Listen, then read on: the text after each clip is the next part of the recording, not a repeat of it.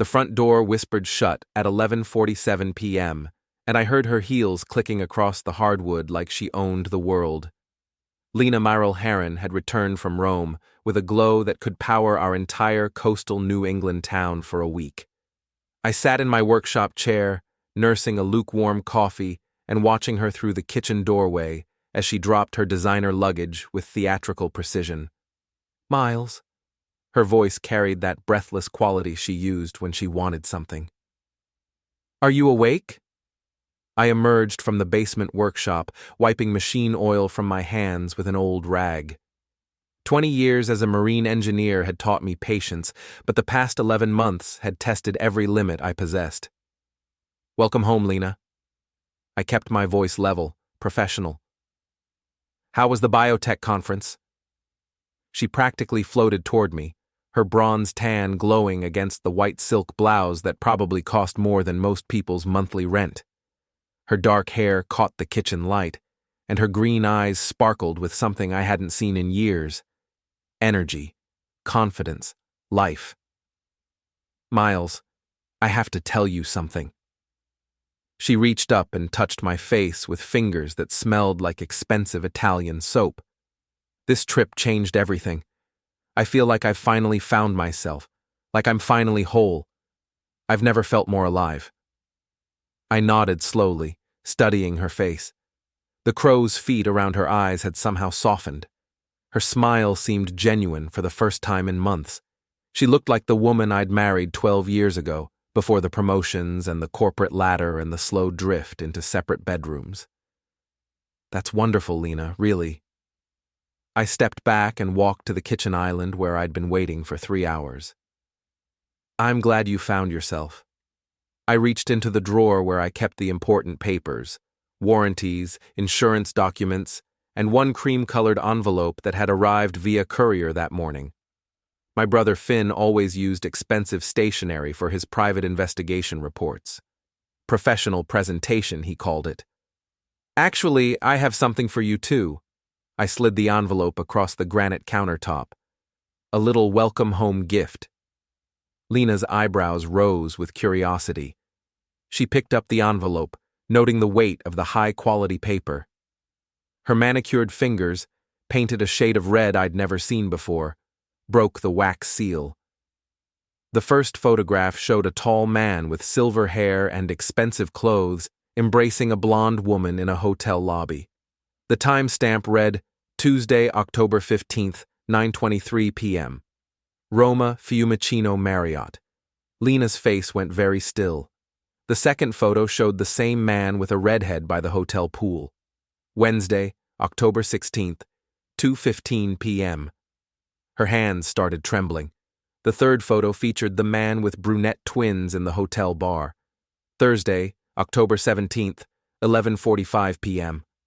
"Miles, what is this?" Her voice had lost all its breathless quality. "Keep looking." I poured myself another coffee, adding cream with deliberate slowness. "There are 5 more. Photo 4. The man entering a hotel room with a young Asian woman. Photo 5. The same man with an older brunette in the hotel restaurant. Photo 6. A group shot of the man with multiple women at what appeared to be a conference after-party. Photo 7. The man alone in his hotel room, counting what looked like cash. Photo 8. A close-up of the man's pharmaceutical company credit card receipt, showing charges for multiple rooms and expensive dinners. Each image bore the same metadata stamps, proving they were taken during the same conference week, where Lena had supposedly discovered her true self. "This is Damon Vossel," I said conversationally. "Your pharmaceutical sales representative friend from the Rome conference. The man you've been texting at 2 a.m. for the past 6 months. The one whose cologne I smell on your clothes." Lena's tan seemed to fade in real time. "Miles, I can explain." "Actually, you can't." I opened a manila folder and spread its contents across the counter. "Because this is just the beginning." The folder contained printouts of hotel receipts, all charged to Damon Vossel's corporate account. Restaurant bills for 2 people every night of the conference. Room service orders that included champagne and strawberries. a pharmacy receipt for what appeared to be emergency contraception. "Finn's quite thorough," I continued. "My brother always was the detail-oriented one in the family. Did you know Damon has attended 14 similar conferences in the past year? 14 cities, 14 different women. Your name appears on his expense reports as a consulting dinner every single time." Lena sank onto one of the kitchen stools, the photos scattered around her like evidence at a crime scene. "How long have you known?" I suspected for months. The separate bedrooms, the late-night phone calls, the sudden interest in business travel. But I wanted proof before I acted. I pulled out another document, a medical report with official letterhead. "This is from Damon's private clinic in Boston, obtained legally through public health records after his recent treatment for a certain condition." Her eyes widened as she scanned the medical terminology. "He's been carrying something he should have disclosed to his partners. All of them, including you." I handed her a small white card. "I've scheduled an appointment for you tomorrow at 9 a.m. Dr. Patricia Wells at the Coastal Clinic. She's discreet." "Miles, please, there's more." I opened my laptop and turned it toward her. The screen displayed a group chat with 6 other women's names. "Meet your sister wives: Patricia from Chicago, Amanda from Denver, Jessica from Miami, Linda from Seattle, Karen from Phoenix, and Tracy from New Orleans. They all attended pharmaceutical conferences where they met the charming Damon Vossel. They all thought they were special." Lena stared at the screen, watching messages scroll past. The women were sharing photos, dates, and disturbingly similar stories of romantic manipulation. "Patricia reached out to me first," I explained. "She saw Damon's pattern and started investigating. Found your name on conference attendance lists, tracked down your social media, figured out you were married. She felt guilty about being part of breaking up someone's marriage, even accidentally." "This is insane." Lena stood up, pacing around the kitchen. "You had me followed? You invaded my privacy?" I protected myself. I closed the laptop with a soft click. And lucky I did, because there's one more thing. From beneath the medical report, I pulled out a thick stack of legal documents. The letterhead read, "Trevon, Walsh and Associates, Class Action Specialists." Hazel Trevon is Damon's wife. His third wife, actually. She's filing a class action lawsuit against Damon and his pharmaceutical company for deliberate transmission of communicable conditions, fraud, and emotional distress. She's been gathering evidence for 8 months. Lena's face went completely white. His wife? Wife number 3. Wives 1 and 2 already settled out of court for undisclosed amounts. Hazel's different, though. She wants public accountability. I tapped the legal papers. "She's named you as a potential witness, not a defendant. Yet." The kitchen fell silent except for the hum of the refrigerator and the distant sound of waves against the rocky coastline outside our windows. Lena stood frozen by the counter, surrounded by the debris of her Roman holiday. "The conference women are joining the lawsuit," I continued. "Damon's company is facing potential 8-figure damages. His medical license is under review. His pharmaceutical certifications are being investigated." "What do you want from me?" Lena's voice was barely a whisper. I stood up and walked to the kitchen window, looking out at the dark Atlantic. Mrs. Cotter's house next door still had lights on. The old woman never missed anything that happened in our neighborhood. By tomorrow morning, she'd probably know about every car that had parked in our driveway tonight. "I want you to understand something, Lena. When you walked through that door tonight talking about feeling alive, I realized you'd already made your choice. You chose Damon over our marriage months ago. You chose deception over honesty. You chose to risk my health without my knowledge or consent." I turned back to face her. So I made some choices too. From the kitchen drawer, I pulled out a set of keys, her car keys, which I'd retrieved from her purse while she was in the shower earlier that week. I also produced her credit cards, which I'd quietly canceled that afternoon, and her laptop, which I'd password protected. "The joint accounts are frozen pending legal review. Your company credit card was reported as potentially compromised. They'll issue a new one, but it might take a few days. Your car needs some maintenance work. I had it towed to Murphy's garage this afternoon. Lena stared at me with growing horror. You can't do this. Actually, I can. Everything I've done is completely legal. The accounts are joint, so I have equal authority. The credit cards were in my name as primary holder. Your car registration lists me as co-owner. I smiled for the first time all evening. 20 years of marine engineering taught me to plan for system failures. She grabbed for her phone, but I held up my hand. Your phone's fine, but you might want to check your text messages. Damon's been trying to reach you for the past 4 hours. Apparently, someone sent him copies of all these photos, along with contact information for his wife's attorney. Lena's fingers flew across her phone screen.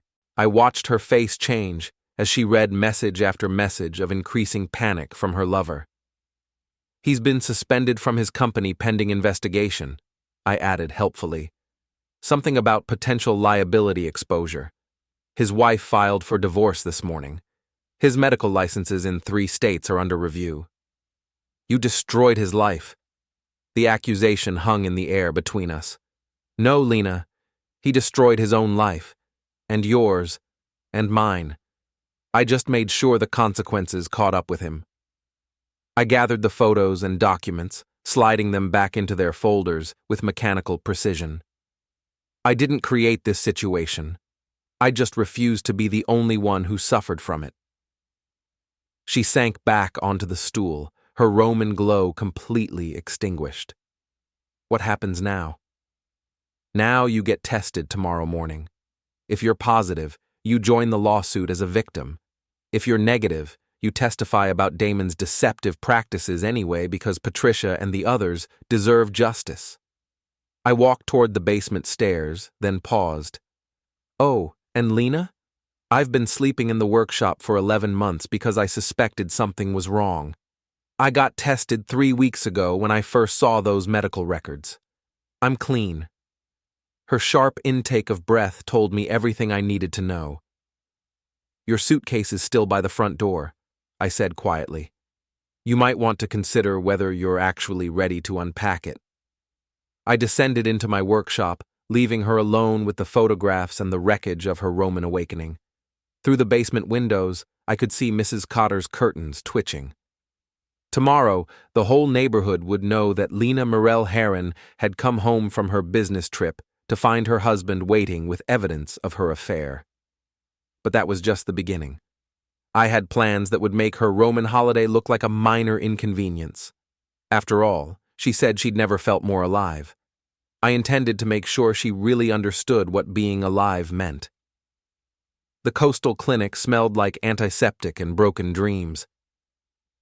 I sat in the parking lot at 8:45 a.m., watching Lena walk through the glass doors with her shoulders set in that defensive posture she used during difficult board meetings.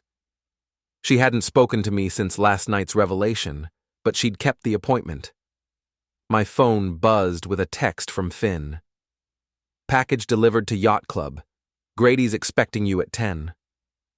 I drove through downtown, past the gentrified waterfront where old fishing boats had been replaced by gleaming yachts owned by biotech executives and pharmaceutical sales representatives. The morning fog was lifting, revealing the kind of crisp October day that made tourists fall in love with New England. Murphy's garage occupied a prime corner lot that Murphy's grandfather had bought for $300 in 1942. Now it was worth more than most people's houses, but Murphy refused to sell to the developers who circled like sharks every few months. Miles? Murphy emerged from under a Honda Civic, wiping his hands on a rag that had seen better decades. Your wife's car is ready. Just needed a little adjustment to the starter system. What kind of adjustment? The kind that makes it not start until you want it to. Murphy's grin revealed teeth stained by 40 years of coffee and cigarettes. Completely reversible, totally legal, and absolutely frustrating. I handed him $200 cash. How long will it take her to figure out? Depends how much she knows about automotive electrical systems. Could be hours, could be weeks. Murphy pocketed the money. Course, I'd be happy to fix it for her. For the right price. Thanks, Murphy. Send the bill to my workshop address. The Irish Rose occupied the basement level of a brick building that had housed everything from a speakeasy to a feminist bookstore over the past century. Grady Connolly had owned it for 15 years, and in that time, it had become the unofficial information exchange for everyone who mattered in our small coastal city. Grady was polishing glasses behind the bar when I arrived, his massive frame moving with surprising grace. Ex-boxer, ex-bouncer, current keeper of secrets. His establishment drew an eclectic crowd: yacht club members, construction workers, pharmaceutical executives, and the occasional marine engineer seeking information. Miles Harren. Grady's voice carried a slight Irish accent that got thicker when he was amused. Finn said you might be stopping by. What did he tell you? Enough. Grady set a coffee mug in front of me without being asked. Your wife's been making quite an impression at the yacht club parties. Always with that pharmaceutical fellow, Damon something. Vossel. Aye, that's the one. Smooth talker, expensive clothes, wandering hands. Grady leaned against the bar. Word is, he's got himself into some trouble. What kind of word? The kind that travels fast in a small town. His company suspended him yesterday. His wife filed for divorce, and there's talk of some kind of lawsuit involving multiple women. Grady's eyes glinted with professional curiosity. You wouldn't know anything about that, would you? I sipped the coffee, which was strong enough to wake the recently deceased. I might know a little. Well, here's what I know. Damon Vossel has been coming to my establishment for 6 months, always with a different woman, always paying with company credit cards, always bragging about his conquests. Grady pulled out a small notebook. I keep records of interesting conversations, occupational habit. He flipped through pages covered in his careful handwriting. October 2nd, he told some biotech executives about a married conquest who was finally ready to leave her boring husband. October 9th, he mentioned having insurance on several women in case they caused problems. October 16th, that would be during your wife's Roman holiday, he called someone and said, "Don't worry, she doesn't suspect anything about the others." My coffee cup stopped halfway to my lips. You recorded him? I record everyone. This is a bar, not a confessional. People say things they shouldn't, and sometimes that information becomes valuable. Grady closed the notebook. Especially when it involves married women and pharmaceutical executives who think they're smarter than everyone else. What do you want for the recordings? Nothing from you, but I might be interested in providing them to certain attorneys who are building cases against pharmaceutical companies that enable predatory behavior among their sales staff. My phone rang. The caller ID showed Patricia Chen, one of the women from the group chat. Miles? I hope I'm not calling too early. I wanted to update you on the lawsuit situation. Go ahead. Hazel Trevin's attorney contacted all of us yesterday. They're filing formal charges against Damon's company next week. But there's something else. Damon's been calling all of us, trying to convince us not to participate in the lawsuit. I set down my coffee cup. What kind of convincing? Threats, mostly. He claims he has compromising photos of some of us, says he'll release them if we don't back down. Patricia's voice shook slightly. He called Jessica in Miami at 3 a.m., completely drunk, ranting about how we're trying to destroy his life. Have you told Hazel's attorney? Yes, and they're adding harassment charges to the lawsuit. But Miles, there's something else. Damon mentioned your wife specifically. He said she was different from the others, and that she knew exactly what she was getting into. I felt something cold settle in my chest. What does that mean? I think it means she wasn't just another victim. I think she might have been helping him target other women. The bar suddenly felt very quiet.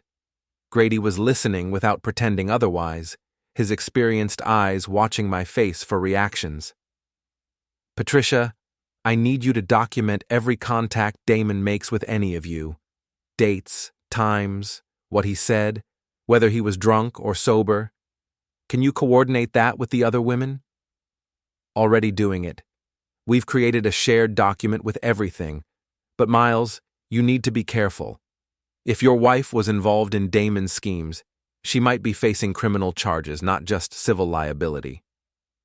After Patricia hung up, I sat staring at my reflection in the bar mirror. Grady refilled my coffee without being asked. "Your wife's car won't start," he said conversationally.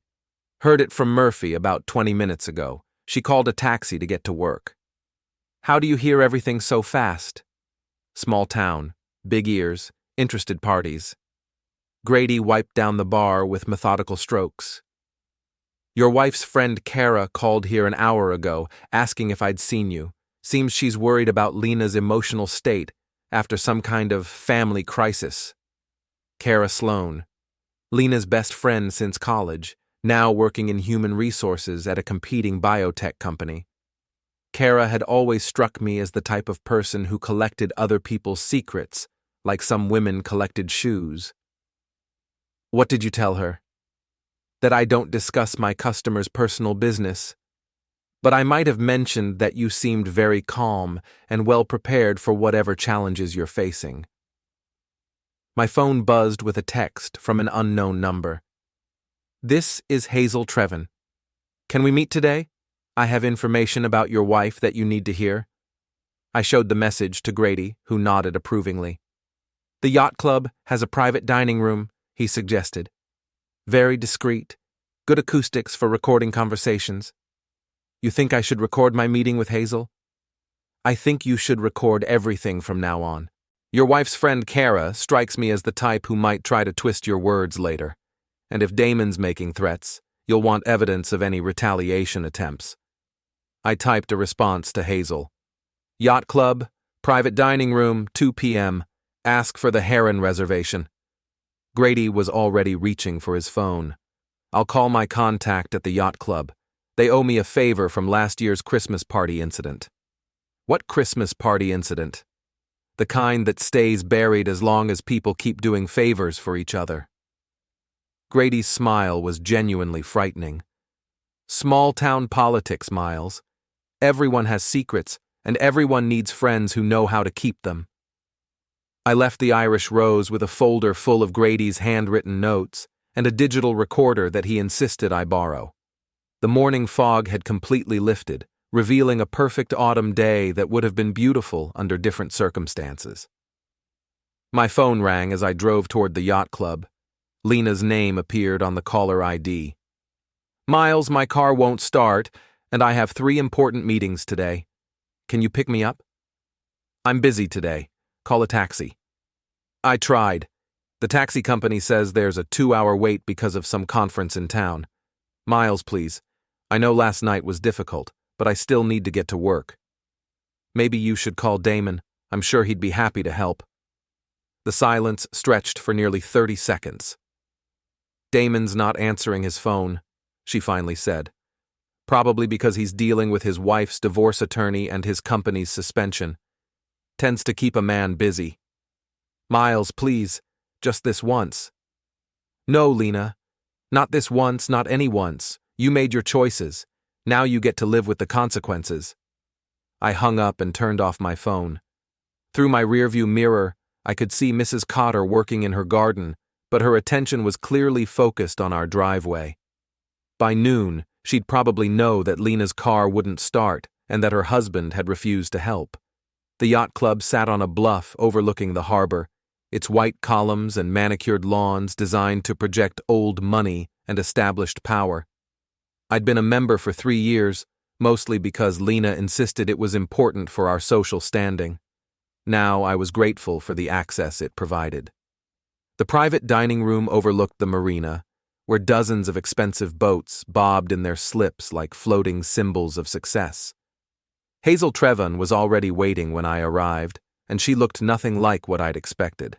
She was probably 50, with silver-streaked hair and the kind of understated elegance that came from genuine confidence rather than desperate ambition. Her clothes were expensive but not flashy, her jewelry minimal but clearly valuable. She looked like someone who had earned her position rather than married into it. "Mr. Harren, thank you for meeting with me." Her handshake was firm, her voice steady. "I imagine this situation is as difficult for you as it is for me." "Probably more difficult. You're getting divorced from Damon.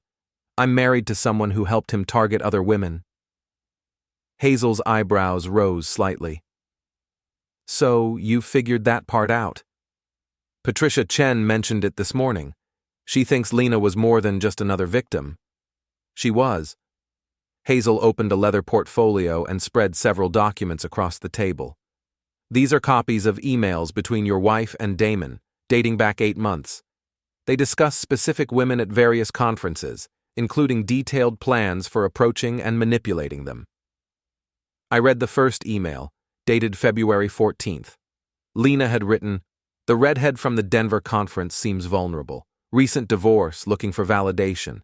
She mentioned staying an extra day for sightseeing." The response from Damon, "Perfect. I'll arrange to accidentally encounter her at the hotel bar."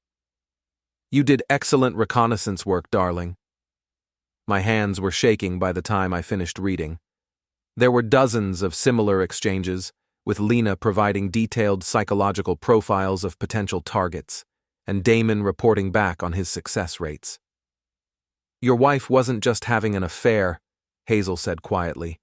"She was actively participating in a systematic campaign to identify and exploit vulnerable women. In legal terms, she was a co-conspirator in fraud, emotional manipulation, and potentially criminal transmission of communicable conditions." I set down the emails and stared out at the harbor. A seagull was perched on one of the dock posts, completely motionless except for its eyes, which tracked every movement in the water below. "What do you want from me?" "I want justice for the women Damon and your wife targeted. I want my husband held accountable for his actions. And I want to make sure this never happens to anyone else." Hazel leaned forward. "But I also want to give you a chance to separate yourself from your wife's actions before the criminal investigation begins." "Criminal investigation?" "The district attorney's office is reviewing the case. Deliberate transmission of communicable conditions is a felony in this state. Conspiracy to commit fraud is also a felony.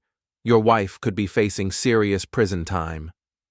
The seagull suddenly dove into the water, emerging with a fish that struggled frantically in its beak. Nature's version of predatory behavior, efficient and ruthless. "What do I need to do?" "Testify honestly about what you observed. Provide any evidence you've gathered independently.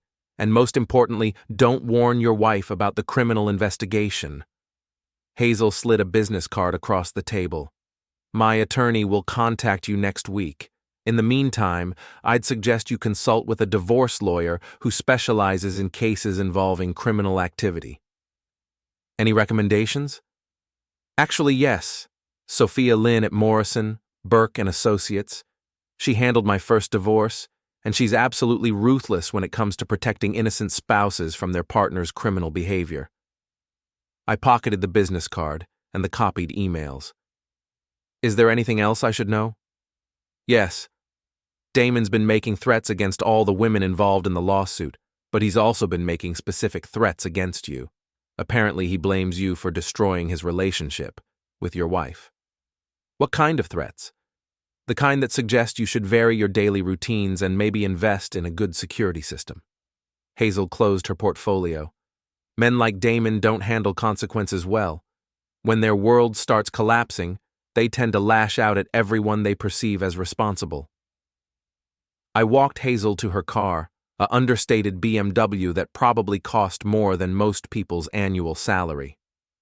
She drove away with the calm efficiency of someone who had dealt with difficult situations before and survived them intact. My phone had 17 missed calls from Lena and 43 text messages ranging from pleading to angry to desperate. I deleted them all without reading past the first few words. Instead, I called Sophia Lean's office and scheduled an appointment for the next morning. Then I drove to the hardware store and bought a security system that could be installed that afternoon. By evening, Lena still hadn't made it home. Mrs. Cotter informed me that she'd seen a taxi drop Lena off at the train station around 5 p.m., carrying 2 suitcases. Apparently, my wife had decided to extend her journey of self-discovery. I wondered if she knew that her destination was likely to be a courtroom and possibly a prison cell. But that was tomorrow's problem. Tonight, I had security cameras to install and evidence to organize. After all, Hazel had warned me that Damon might try to retaliate. I intended to be ready for him. The security cameras caught Damon Vossel approaching my house at 2:37 a.m. on Thursday morning. He moved like a man who'd been drinking heavily, weaving slightly as he walked up my driveway carrying what appeared to be a crowbar. I watched from my workshop monitor as he circled the house, testing windows and doors. The infrared cameras showed him clearly despite the darkness. Expensive clothes wrinkled and stained, silver hair disheveled, face twisted with the kind of rage that comes from watching your entire life disintegrate in real time. He spent nearly 20 minutes trying to find a way inside before giving up and returning to his car, a black Mercedes parked 2 blocks away. I recorded everything, including the license plate and the clear shots of his face as he stared directly into one of the cameras. By morning, I had 47 minutes of footage showing Damon Vossel attempting to break into my home while carrying what could reasonably be considered a weapon. I called Sophia Lynn's office at 8 a.m. sharp. "Mr. Harren, I've been expecting your call. Hazel Trevon briefed me on your situation." Sophia's voice carried the crisp authority of someone who'd spent years dealing with messy divorces and criminal complications. "Can you come in this morning? We have a lot to discuss." Sophia Lynn's office occupied the top floor of a converted Victorian mansion overlooking the harbor. The reception area featured original hardwood floors, Persian rugs, and the kind of understated luxury that whispered rather than shouted about success. Sophia herself was probably 40, with short black hair and sharp brown eyes that seemed to catalog every detail of my appearance as I entered her office. She wore a charcoal gray suit that probably cost more than my monthly mortgage payment, but she carried it like work clothes rather than a fashion statement. "Before we begin," she said, gesturing toward a leather chair across from her desk, "I need to establish some ground rules. Everything you tell me is protected by attorney-client privilege. However, if you're involved in any criminal activity, I can't represent you." "I'm not involved in any criminal activity." "Good, but your wife apparently is." Sophia opened a thick file folder. "I've reviewed the evidence that Hazel Trevon's attorney provided. The emails between your wife and Damon Vossel constitute clear evidence of conspiracy to commit fraud. The medical records suggest potential criminal transmission of communicable conditions, and the pattern of targeting vulnerable women could support additional charges." She pulled out a legal pad and uncapped an expensive pen. "Tell me everything, starting from when you first suspected your wife was having an affair." I spent 2 hours detailing the past 11 months, the separate bedrooms, the late-night phone calls, the business trips that seemed designed more for pleasure than work. Sophia took notes constantly, occasionally asking for clarification or requesting specific dates. When I finished, she set down her pen and studied me carefully. "Mr. Harren, you've conducted yourself remarkably well under difficult circumstances. Everything you've done has been legal, methodical, and well documented. That's going to serve you well in the divorce proceedings. What about the criminal charges against Lena?" "That's out of our hands. The district attorney will make that decision based on the evidence. But I can tell you that the case against your wife and Damon Vossel is quite strong." Sophia leaned back in her chair. "The question now is how to protect your interests during what's likely to be a very public and very messy legal process." She pulled out another document. "I've drafted a preliminary separation agreement that protects your assets and establishes your legal separation from your wife's activities. We'll need to file this immediately before the criminal charges are announced." "When will that happen?" "Probably within the week. The district attorney's office moves quickly on cases involving multiple victims and public health concerns. Sophia's expression grew serious. Mr. Harren, you need to understand that your wife is facing potential prison time, 5 to 10 years if convicted on all charges. The weight of that statement settled over me like fog rolling in from the Atlantic. Despite everything Lena had done, the thought of her in prison was sobering. There's something else, I said, and told Sophia about Damon's midnight visit to my house. Her pen started moving again, this time much faster. You have video evidence of this? 47 minutes of high-definition footage. Excellent. We're filing for a restraining order this afternoon. Breaking and entering, possession of burglary tools, stalking. We can make his life very complicated very quickly. Sophia smiled for the first time since I'd arrived. Men like Damon Vossel are accustomed to intimidating people who can't fight back. They don't handle it well when someone fights back effectively. I left Sophia's office with a thick stack of legal documents and a clear plan of action. The restraining order would be filed within hours. The separation agreement would establish my legal distance from Lena's criminal activities, and the video evidence would ensure that Damon faced consequences for his attempted intimidation. My phone buzzed with a text from Finn. Meet me at the Irish Rose. Urgent. I found my brother in the back booth, surrounded by file folders and looking like he hadn't slept in days.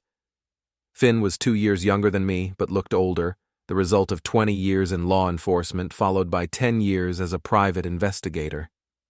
His face carried the permanent skepticism of someone who'd seen too much human nature at its worst. We have a problem, he said without preamble. Damon Vossel didn't just try to break into your house last night. He also visited Patricia Chen in Chicago and Jessica Martinez in Miami. I sat down heavily. How is that possible? He was here at 2:30 a.m. Private jet.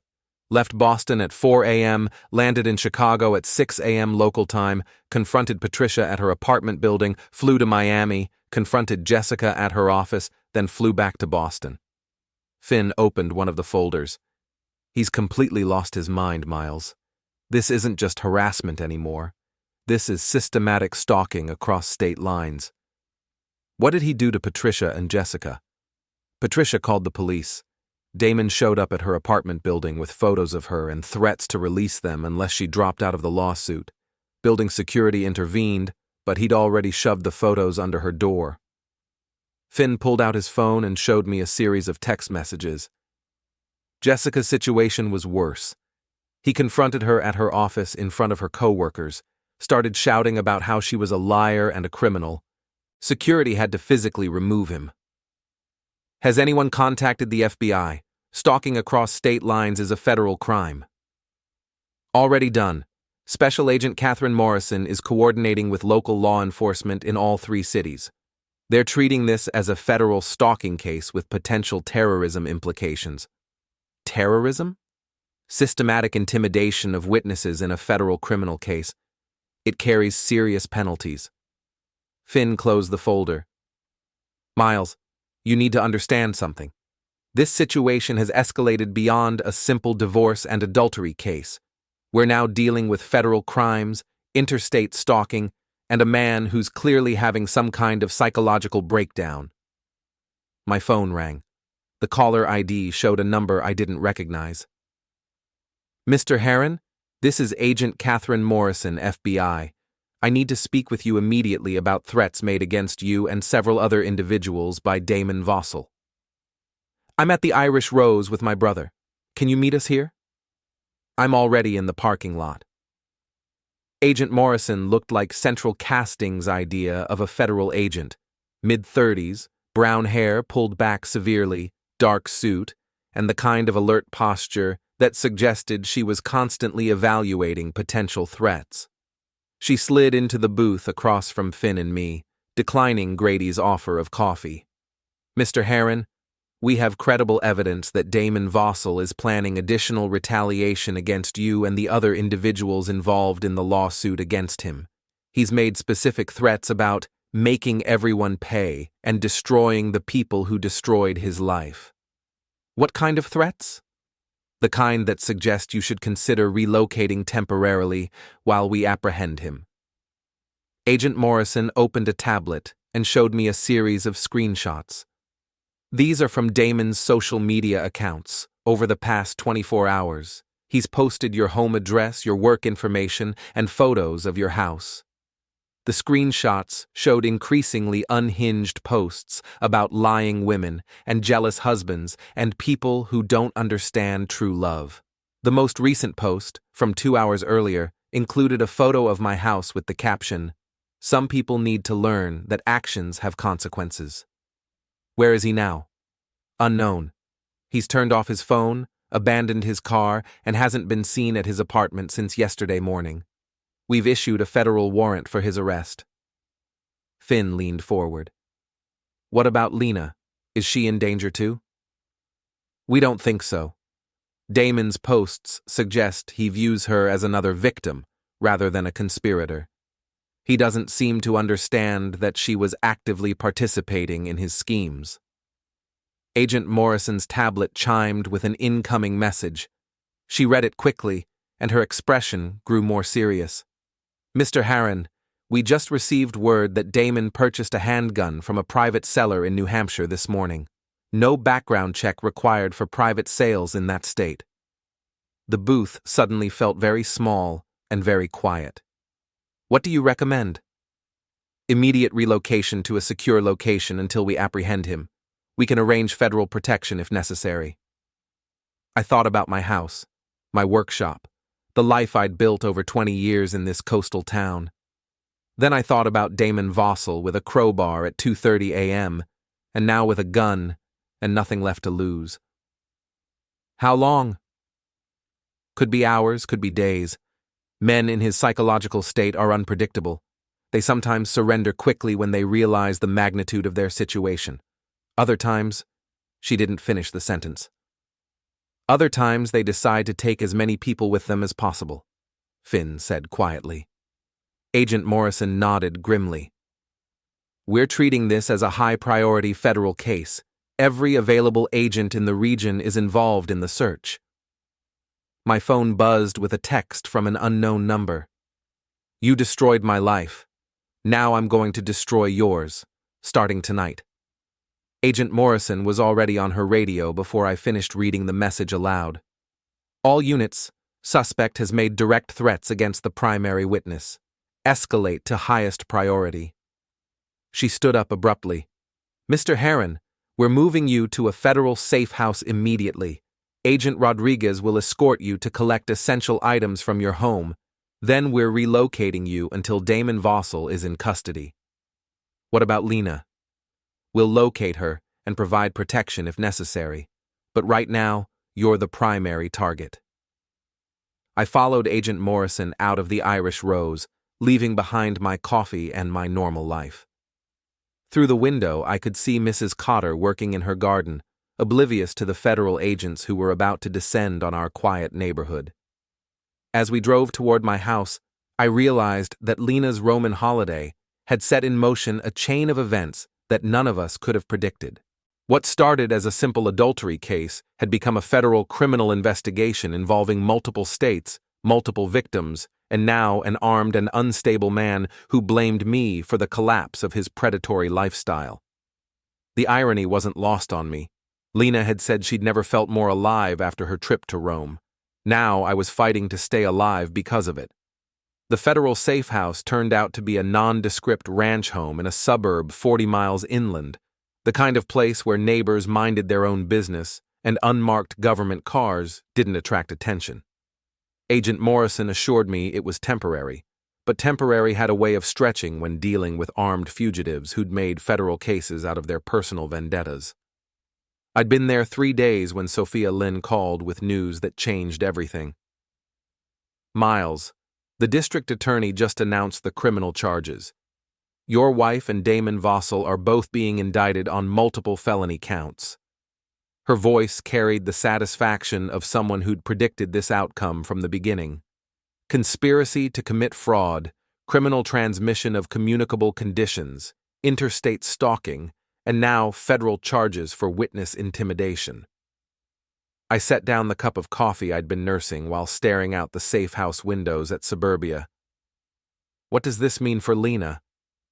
If convicted on all counts, she's looking at 15 to 20 years in federal prison. The prosecution is treating this as an organized criminal enterprise, not just adultery gone wrong. Through the window, I watched a neighbor walking his dog, completely unaware that a federal witness was hiding in the house next door. Normal life continuing while mine had been turned completely upside down. There's more, Sophia continued.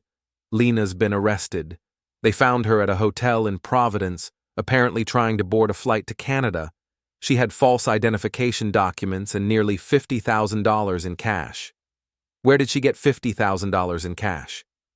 That's what the FBI is trying to determine. The money wasn't from your joint accounts or her personal accounts. They suspect Damon gave it to her, which would add money laundering to the charges. I rubbed my temples, feeling a headache building behind my eyes. Has she said anything about where Damon is?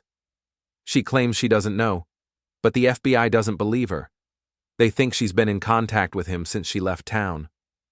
My phone buzzed with a call from Agent Morrison. Mr. Harren, we need to talk. Can you meet me at the field office in an hour? The FBI field office looked exactly like every federal building I'd ever seen.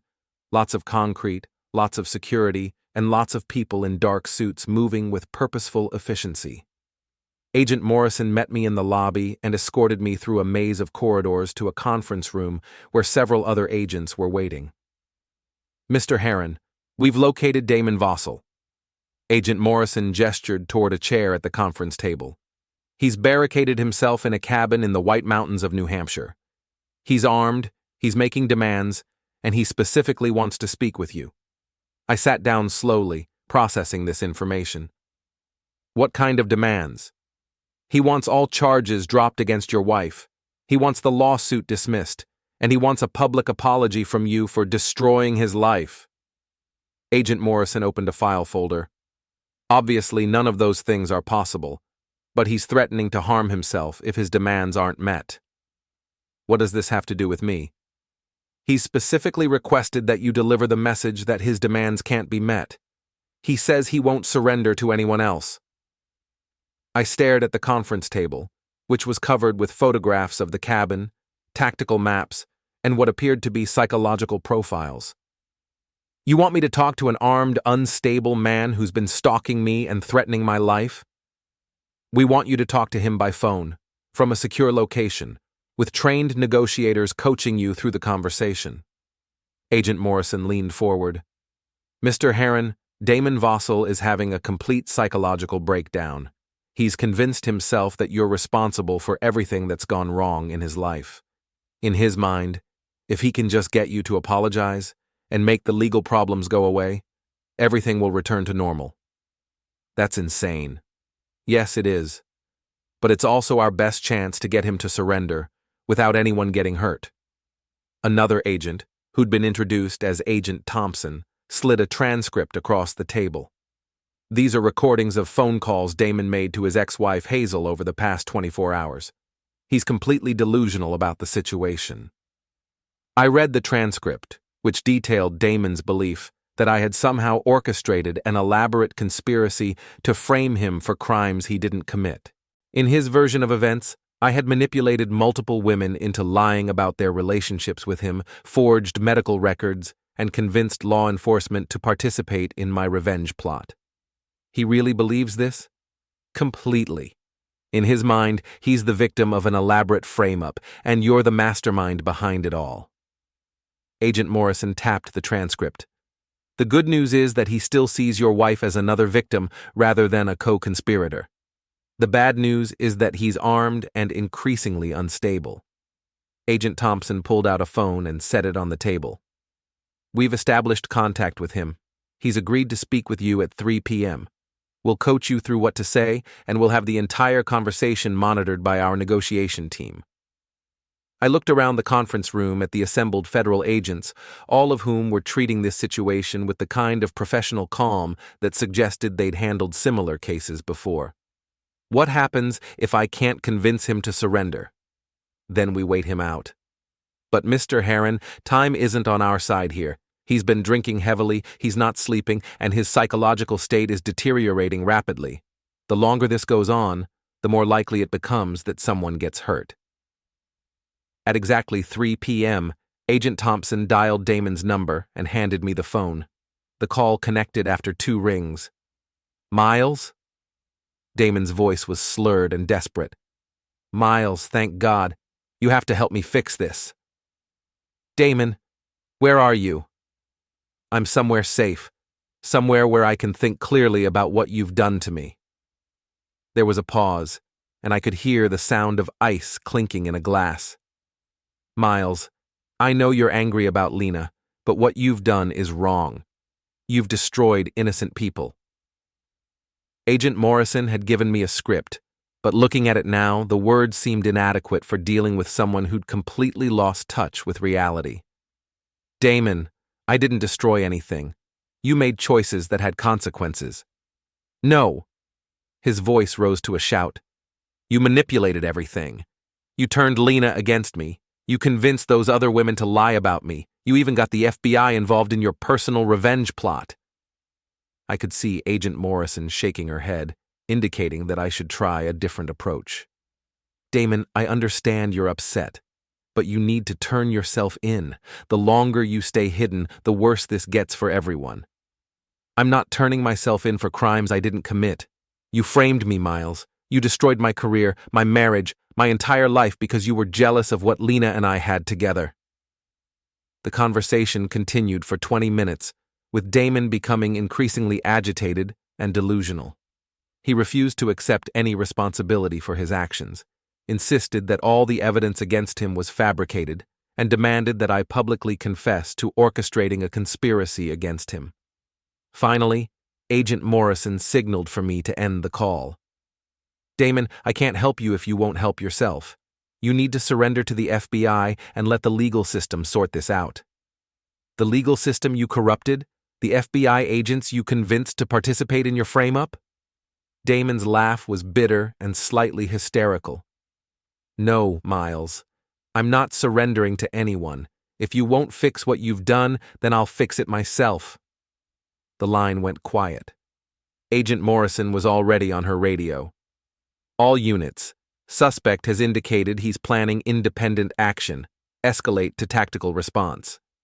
Agent Thompson looked at me across the conference table. Mr. Harren, we're moving you back to the safe house immediately. Damon's psychological break is complete. He's no longer capable of rational thought or reasonable negotiation. What happens now? Now we wait for him to make a mistake. Men in his condition can't stay hidden indefinitely. He'll surface, and when he does, we'll be ready. As I was escorted back to the safe house, my phone rang with a call from Sophia Lynn. Miles, I have news about your wife. She's agreed to cooperate with the federal investigation in exchange for a reduced sentence. What kind of cooperation? Full disclosure about her relationship with Damon, including details about how they targeted other women. She's also providing information about Damon's financial arrangements and his contacts with other pharmaceutical sales representatives who might be engaged in similar activities. I felt a strange mixture of relief and disgust. Relief that Lena was finally telling the truth about what she'd done. Disgust that it had taken federal criminal charges to make her acknowledge her actions. What kind of reduced sentence? Probably 5 to 7 years instead of 15 to 20. She'll still go to prison, but she won't spend the rest of her life there. That evening, as I sat in the safe house watching the news, I saw my own story reported as the lead item on the local broadcast. The anchor described it as a pharmaceutical sales scandal involving multiple victims across several states, and mentioned that one suspect remains at large and is considered armed and dangerous. They showed a photo of Damon that must have been taken during his corporate days. Expensive suit, confident smile, the picture of pharmaceutical success. Then they showed a more recent photo from a security camera where he looked haggard and desperate. The contrast was striking. In the span of a few weeks, Damon Vossel had gone from successful pharmaceutical sales representative to federal fugitive, His transformation was complete and irreversible. My phone buzzed with a text from Mrs. Cotter. Saw the news, hope you're safe, your house is fine, federal agents are watching it. Even in the midst of a federal manhunt, Mrs. Cotter was keeping track of the neighborhood. Some things never changed, even when everything else did. I was about to turn off the television when the anchor announced breaking news. Federal agents have surrounded a cabin in New Hampshire, where pharmaceutical sales representative Damon Vossel is believed to be hiding. We'll have live coverage of this developing story after this commercial break. The manhunt was apparently coming to an end. I just hoped it would end without anyone else getting hurt. But given everything that had happened since Lena returned from Rome with her glow and her declarations about feeling alive, I wasn't optimistic about peaceful resolutions. After all, men like Damon Vossel didn't handle consequences well. And when their world collapsed completely, they tended to take as many people with them as possible. I settled in to watch the news coverage, hoping that this nightmare was finally nearing its conclusion. The standoff at the New Hampshire cabin lasted 18 hours and ended at dawn on a Tuesday morning with 3 gunshots and the kind of silence that follows irreversible decisions. I watched it unfold on live television from the federal safe house, drinking coffee that had gone cold hours earlier and trying to process the fact that my wife's affair had culminated in a federal tactical response. Agent Morrison called me 10 minutes after the news cameras were shut off. "It's over, Mr. Harren. Damon Vossel is no longer a threat to you or anyone else. What happened? He refused final demands to surrender, fired shots at federal agents, and then—" She paused, choosing her words carefully. The situation resolved itself. I understood what she wasn't saying directly. Damon Vossel had decided that if he couldn't have his old life back, he wouldn't have any life at all. The final act of a man who'd spent months blaming everyone else for the consequences of his own choices. "Can I go home now?" "Yes. We'll have agents check your house for any security concerns, but you should be able to return this afternoon." I hung up and stared out the safe house windows at the suburban street where normal people were starting their normal days, walking dogs and retrieving newspapers and heading off to jobs that didn't involve federal investigations or armed fugitives. My phone rang again. This time it was Sophia Lynn. "Miles, I assume you've heard about Damon. This changes things significantly for your wife's case." "How so?" "With Damon gone, she's the primary defendant in the federal conspiracy case. The prosecution will want her to provide detailed testimony about their entire operation. Her cooperation just became much more valuable." "And her sentence?" "Probably reduced to 3 to 5 years, with the possibility of early release for good behavior and continued cooperation." Sophia's voice carried the professional satisfaction of someone who'd negotiated a better outcome than expected. "She'll still go to prison, Miles, but she won't spend the next decade there." After Sophia hung up, I sat in the safe house living room, trying to understand how I felt about Lena's reduced sentence. Part of me wanted her to face the full consequences of her actions. But another part of me, the part that had loved her for 12 years, was relieved that her life wasn't completely over. The drive back to my house took me through the center of town, past the Irish Rose and the yacht club and all the familiar landmarks of the life I'd built over 20 years. Everything looked exactly the same, but I felt like I was seeing it all for the first time. Mrs. Cotter was waiting in her garden when I pulled into my driveway, and she approached with the purposeful stride of someone who'd been storing up observations for days. "Miles, dear, I'm so glad you're safe. This whole business has been terrible for the neighborhood." She glanced around as if checking for surveillance devices. "Those federal agents have been very professional, but having them parked on our street has made everyone nervous. I'm sorry for the disruption, Mrs. Cotter." "Oh, don't apologize. None of this was your fault." She leaned closer, lowering her voice conspiratorially. "I always thought there was something off about that Damon fellow. Too smooth, too charming. Men like that usually have something to hide.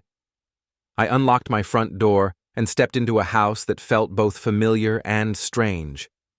Everything was exactly where I'd left it, but the federal agents had clearly been through every room. Not searching, just ensuring that Damon hadn't left any unpleasant surprises during his attempted break-in. My workshop in the basement had been left untouched, and I spent the afternoon there, working on a marine engine that needed rebuilding. The familiar rhythm of disassembly and diagnosis helped calm my mind after days of federal safe houses and armed standoffs. Around 5 p.m., my phone rang with a call from Finn. "Miles, I'm at the Irish Rose. Grady wants to buy you a drink and hear the whole story. You up for some company?" "Actually, yes. I could use some normal conversation with normal people." The Irish Rose was busier than usual for a Tuesday evening, and I realized that my story had made me something of a local celebrity. People nodded respectfully as I walked to Finn's booth, but no one approached directly. Small-town etiquette: acknowledge the drama, but don't intrude unless invited. Grady brought over a whiskey without being asked and slid into the booth across from me. "Hell of a thing, Miles. Hell of a thing." He shook his head slowly. 20 years I've been running this place, and I've never seen anything like what that pharmaceutical fellow put you through. It's over now. Is it, though? Grady leaned forward, his bartender's instincts sensing there was more to the story. "What happens to your wife?" "Prison. 3 to 5 years, probably." "And after that?" I realized I hadn't thought much about what happened after Lena served her sentence. Would she try to rebuild her life here in town? Would she move away and start over somewhere else? Would she expect me to be waiting for her when she got out? "I don't know," I admitted. "I honestly don't know." Finn raised his beer in a mock toast. "Here's to not knowing. Sometimes it's better than the alternative." We drank in comfortable silence for a few minutes, surrounded by the familiar sounds of the Irish Rose, conversations, laughter, the clink of glasses, and the distant sound of waves against the harbor outside. My phone buzzed with a text from an unknown number. For a moment I felt the familiar spike of anxiety that had accompanied every unknown call during the past week. Then I realized that Damon was gone, and unknown numbers were just unknown numbers again. The text was from Patricia Chen. "Saw the news about Damon. Thank you for everything you did to bring him to justice. The other women and I will never forget your courage." Similar messages arrived throughout the evening from Jessica, Amanda, Linda, Karen, and Tracy. The women who'd been targeted by Damon and Lena's systematic manipulation were finally free to rebuild their lives without fear of retaliation. Around 9 p.m., Sophia Lynn called with final details about Lena's plea agreement. "She'll be sentenced next month.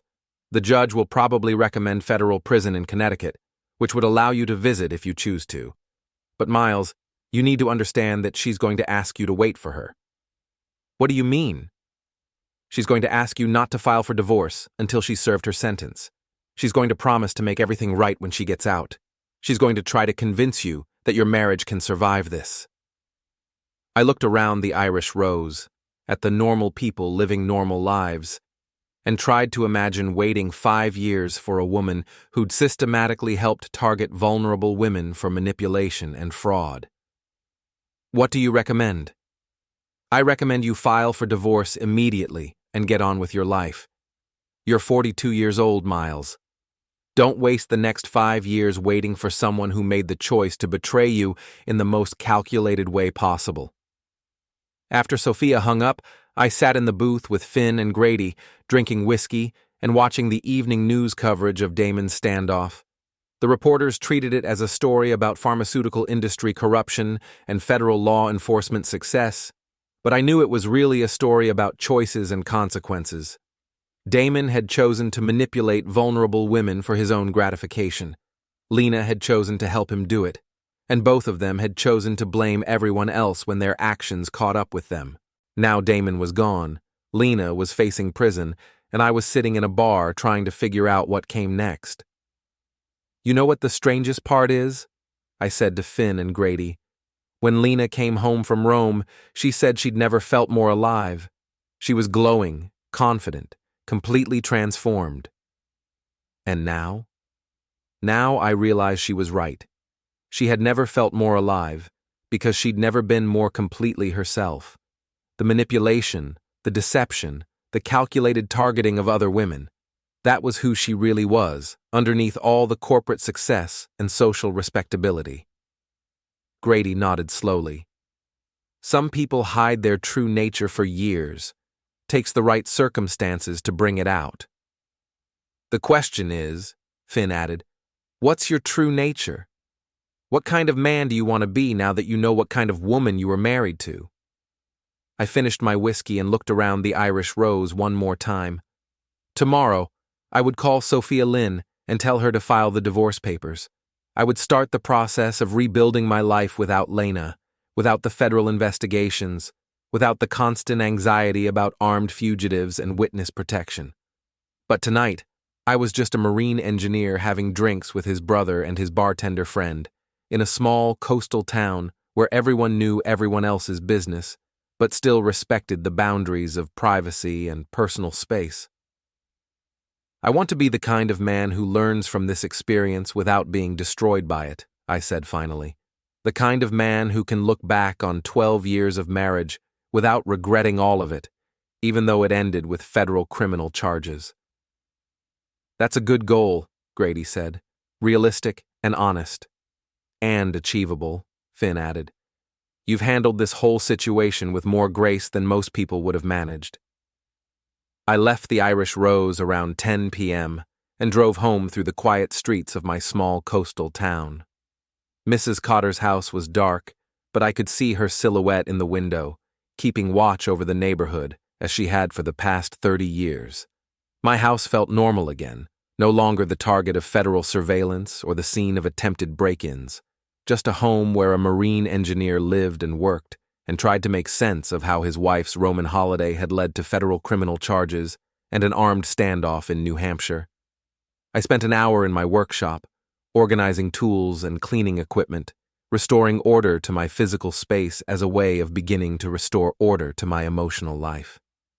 Before going to bed, I checked my phone one last time. There was a message from Hazel Trevon. Thank you for your courage throughout this ordeal.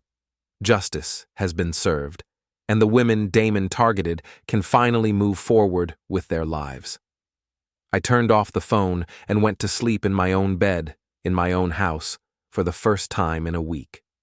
Outside, the Atlantic waves continued their eternal rhythm against the rocky coastline, indifferent to human drama but somehow reassuring in their constancy.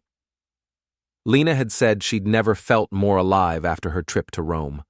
Now I understood what she meant, and I also understood that feeling alive sometimes meant accepting the full consequences of your choices.